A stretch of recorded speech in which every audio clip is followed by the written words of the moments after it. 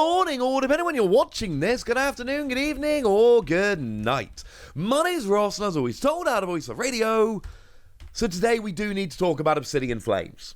And we need to ask the honest question, and I do think this is a fair question to ask. Is this one of the worst sets we've had in years? You see, the other day, I came along with basically a video saying everything we knew about Obsidian Flames, and one of the messages I gave you in that video was, it is too early to judge this set. We haven't seen all of the cards, especially from the Japanese set, Ruler of the Black Flame, which is making up the majority of Obsidian Flames. And until we've seen Ruler of the Black Flame in its entirety, it is not fair to judge this set. Well, we have now seen Ruler of the Black Flame in its entirety. Now, I will say we haven't seen all the secret rares yet. They're going to be coming through soon. And if I don't upload this video before, I will add a bit on the end about that, don't you worry. And I do think some of the secret rares are going to make a difference. However, if we look from a competitive standpoint, yes, this is one of the weaker sets we've seen, and I don't think at this stage that it's an unfair point to make. But I do also think there's reasons for that, and I don't believe it's a terrible set with nothing to offer. I believe there are significant cards in here that will affect the metagame, but I do think it's fair to say when you compare it to recent sets, it is a little bit lacking for a few reasons. Like, let's take the last couple of, this is Scarlet and Violet 3. So let's take the first couple of Scarlet and Violet sets. Let's take Scarlet and Violet Base.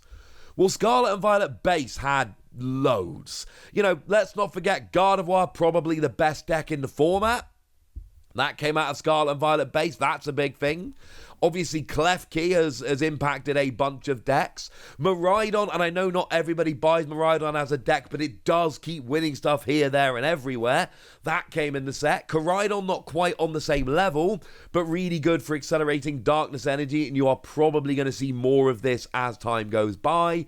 We've seen fun things like Oinkologne actually see play.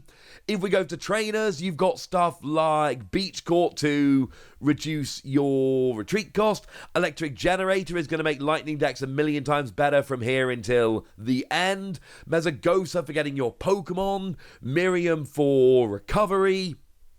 Penny has been a very, very fun one coming around. There is a lot in that set to like about. There is a lot in that set to get excited. It's a very, very good set.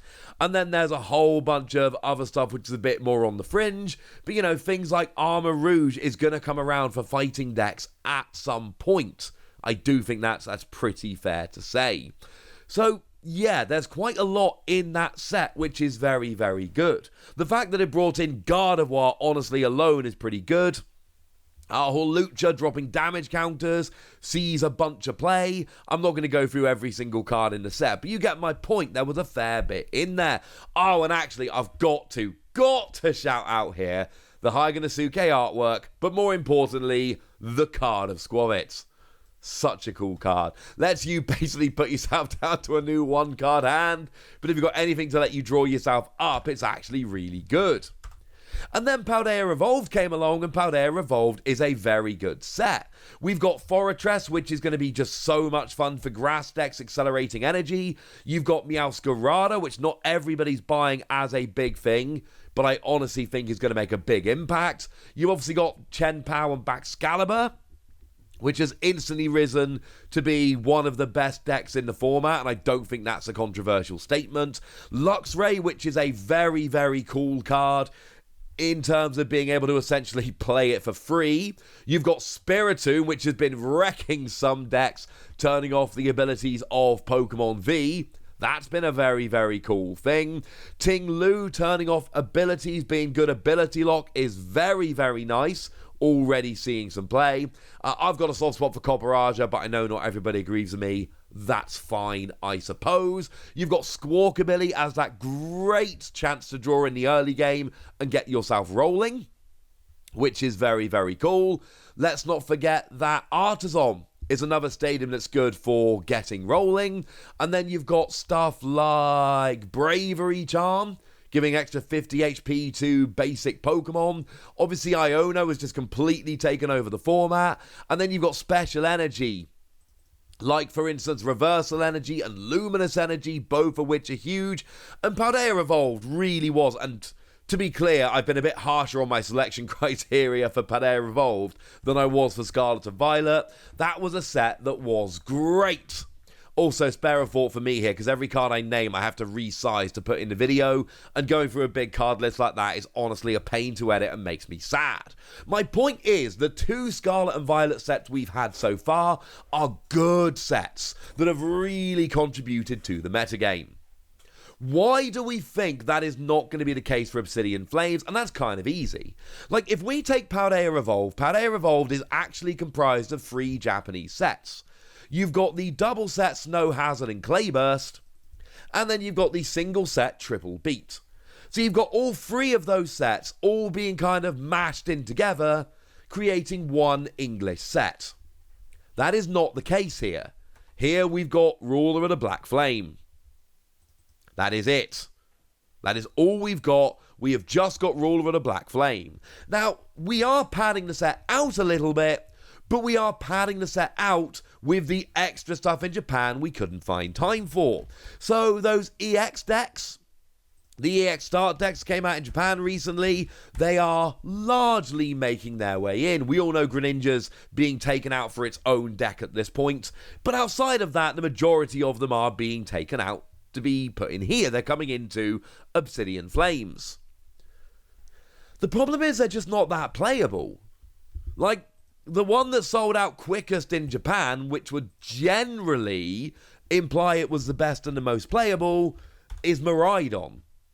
And Miraidon's not particularly good, ladies and gentlemen. It has not proven to be a particularly good card. So, at least as it stands at the moment. It's not bad, don't get me wrong. Basic Pokemon, single energy, draw 2 cards, and then free energy, 150, and you get to attach a lightning energy from your trash to one of your bench Pokemon. It's fine, but it's not exactly some kind of huge powerhouse card.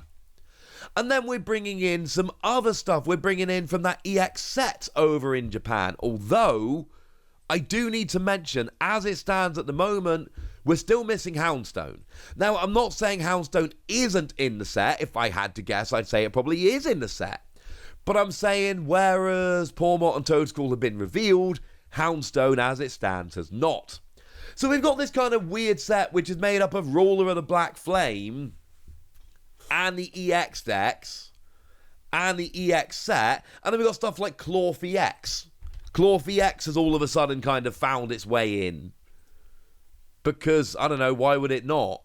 And it's kind of a big deal that Clorph has found its way into the set, the fact that we're getting that promo in our set. But I don't think it's an unfair statement to make that Clorphy X is, not a great card that's going to set the world on fire. The fact that it is in the set is probably more interesting than the actual card itself. Although I do think there is a little bit of potential. And that is one of the reasons. Because it's not just that we've only got one Japanese set. It's the fact that those other things, the EX deck, the EX set, they generally bring the less interesting EXs. They don't usually put those kind of cards, the really good ones I mean, in them. You generally save the good EXs for the sets. So then we have to go and have a look at Ruler of the Black Flame, and we have to try and decide which of these cards are actually good. And the problem is, a lot of the EXs from that set are kind of underwhelming. Like, we've got Revavroom EX, which lets you have 4 Pokemon tools attached. Yay! We've actually already got a basic Pokemon that will do that for us. Like, we've literally already got Honchkrow V that will do the same thing as a basic Pokemon. So that makes that a little bit less exciting.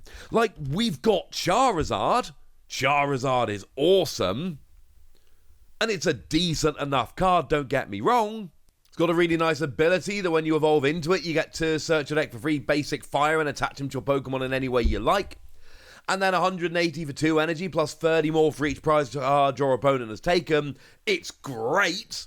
And look at the Akira Igawa special illustration rare artwork. Oh, it's amazing. But it's still a stage 2. And that is a little bit of a problem. Stage 2 EXs are still not quite good enough. I mean, honestly, there are a couple of EXs, one in particular, that I do think look good. Now, the one which I do think is absolutely worth getting hyper excited about is Pidgeot. It's literally got the ability of the old Pidgeot. Lets you search for a card every turn, any card. Now, you don't, unfortunately, get to... You don't get to do more than one. Even if you've got multiple Pidgeot out, you only get to use it once. This could be good. Some people aren't even convinced this one's going to be good enough. But I do think it's fair to say this is probably the best EX in the set. Now, you can take that as a good thing or a bad thing. That's up to you. But I do think it is probably the best EX in the set. It looks really, really good. The other one, which I do think actually has a lot of potential, well, there's actually a couple, but one's a tech. So Glamora, I do think looks really, really good. That is the rock dude. It's got a really nice ability that when it's active, your opponent can only have 3 bench Pokemon. The attack's fine, 2 energy, 140 plus poison, but it's really the fact that it kind of shuts down your opponent's bench. I like Ice Cube a lot, and yes, I revealed this, so I am a little bit biased, I admit. But it's a really good tech in Excalibur decks because it takes water energy, but it hits fire weakness, and it stops the defending Pokemon attacking. And late in the game, if your opponent's kind of out of switching cards, doesn't have extra attackers on the bench, etc., this could be kind of a big deal. But that's very much a tech. It's not exactly a deck in and of itself. I'm not... Like, is there a big deck coming out of this set? I'm not entirely sure as it stands at the moment. There are some decent EXs, but I don't think any of them are game-breaking. I don't think that's a controversial statement. I think they're fine. Like, for me, there is one card I am particularly excited about from this set, and that is Sizzle. I legit love Sizzle. Sizzle, from a playability standpoint, is probably my favourite card in the Scarlet and Violet era so far. Single energy, 10 damage, plus 50 more for each of your opponent's Pokemon that has an ability. I honestly think this could be, like, legit amazing. I adore this card. But is that enough to save the set? But what about if we're not talking about playability? What about collectors? I mean, look at the Cleffa. This is, and I've said this a few times, and I've meant it every time, and I mean it sincerely when I say it now, one of the greatest cards artwork-wise we've ever seen. And I love Hayaganasuke, I've been very honest about this, but look how beautiful this card is!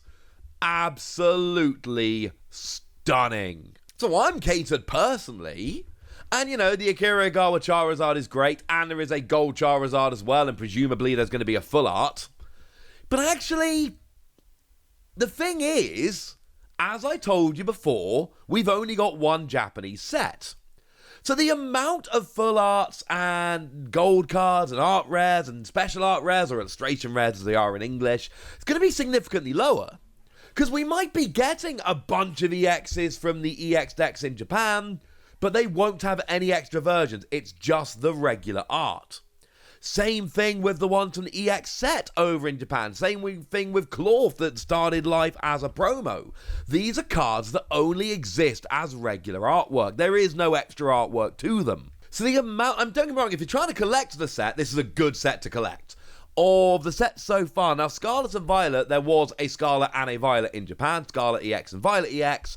So that was basically made of 2 sets, 24 artwork rares, etc. And Paldea Revolve was made of 3 sets in Japan, so 36 artwork rares, etc.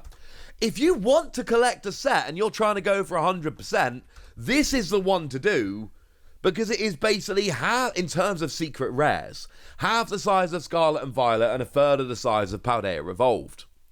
So in that regard, it's actually kind of cool. It's going to be a fun one to try and collect. But I absolutely think it's fair to say that this is, for a lot of people, going to be an underwhelming set. Now, part of that is we've had 2 really good sets so far, and they've been absolutely full of amazing cards, and they've transformed the metagame and all of that good stuff. But it is absolutely fair to say that this set is going to be disappointing for some. The impact on the metagame is going to be, at least it looks to be, quite a bit less. And in terms of collectible cards, there are going to be fewer of them, although some of them are Charizard. But for all the reasons I've outlined in this video, yes, this might be the worst set we've had in a while. Almost certainly the worst Scarlet and Violet set. But when I'm saying this, I really want you to listen to the words that I'm saying. I ain't saying it's a bad set.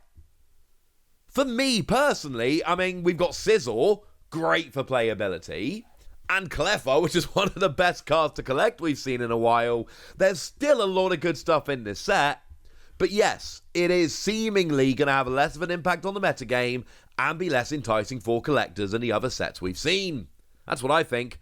I want to know what you think. And I want some positivity. I want to know what you're looking forward to from this set. So let me know in the comment section. Get us! Be nice. And then make sure you like this video, subscribe to this channel, follow me on Twitter at TheWasi. That's where we talk about Pokemon and card games and Pokemon card games, all kinds of fun things. And please do consider checking out patreon.com/PTCGradio, where you can support the channel, get some bonus podcasts, join a Discord, all kinds of fun things. And get shout-outs on the channel, like the lovely Andy White, who's been a supporter of ours for a while now and is a very lovely person. So shout out to them for the support and the loveliness. But by far the most important thing as always, look after yourselves till next time, would ya? Thank you very much for watching. My name's Ross, and you've been watching PTCG Radio.